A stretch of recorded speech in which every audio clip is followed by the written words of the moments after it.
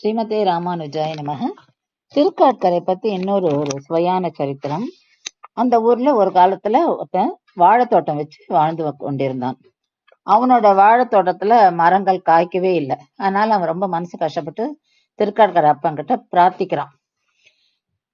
இந்த மாதிரி வாழை மரம் எல்லாம் காய்ச்சி பழுத்ததுன்னா ஒரு கொலை தங்கத்தாலே நான் பண்ணி உனக்கு சமர்ப்பிக்கிறேன் அப்படின்னு சொல்லி. அதே மாதிரி நடந்தது.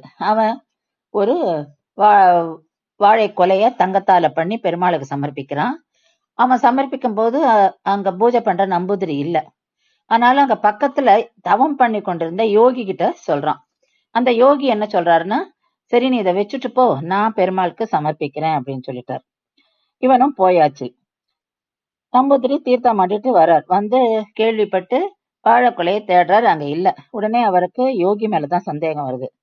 இன்னும் ராஜா கிட்டையும் போய் கம்ப்ளைண்ட் பண்ணிடுறாரு.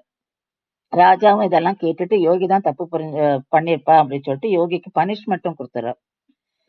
யோகிக்கு ரொம்ப மனசு கஷ்டமா இருக்கு. அதனால அவர் என்ன பண்றாரு, ஊருக்கு சாபமே இட்டுறாரு. இந்த ஊர்ல இருக்க அத்தனை செல்வங்கள்லாம் தொலைஞ்சு போனோம், ஊரே பஞ்சத்துல வாடணும் அப்படின்னு சொல்லிட்டு.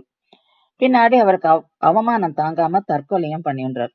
மறுநாள் நம்பூதிரி கோவிலுக்கு வரார், பெருமாளுக்கு திருமஞ்சனம் பண்றார். அந்த தண்ணி வெளியில போகாம தேங்கிறது.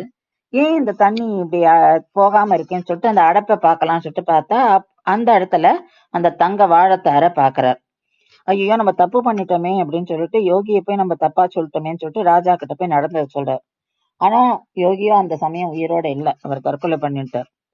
யோகி ஒரு பிரம்ம ரக்ஷசாக மாறி அந்த ஊர் மக்களை துன்புறுத்தி கொண்டிருந்தார். அப்போ செல்வங்கள் எல்லாம் போயிடுத்து ஊரை விட்டு.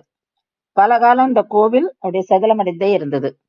அப்போ ரொம்ப வருஷங்கள் கழிச்சு பின்னாடி வந்த ராஜாக்கள் இந்த சாபத்தை தெரிஞ்சுக்கிறா, அது என்ன ஏன் நடந்தது எப்படின்னு. அதுக்காக அதற்கு பிராயச்சித்தமா பண்றா. அப்போ பிரம்மரக்ஷசும் முக்தி பெற்று மனம் குளிர்ந்து போயிடுது.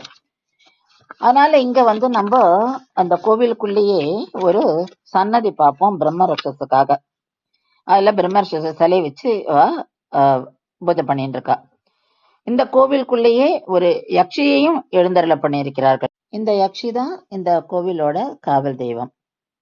எம்பெருமானோட நேத்திர கடாட்சத்தினால அந்த தனிகனோட தோட்டத்துல எல்லா மரங்களும் காய்ச்சதுனால அந்த பழங்களுக்கு நேத்திர பழம் என்ற பெயர் வந்ததாம். அதுவே மருவி நாளடைவில் நேந்திர பழம் என்ற பெயர் வந்தது. அதனால்தான் இங்க கேரளால கிடைக்கிற பழத்தை நேந்திர பழம் அப்படின்னு சொல்லி சொல்றா. ஏன்னா அது எல்லாமே எம்பெருமானோட கடாட்சத்தினால கிடைத்தது அப்படின்னு. ஸ்ரீமதே ராமானுஜாய நமஹ.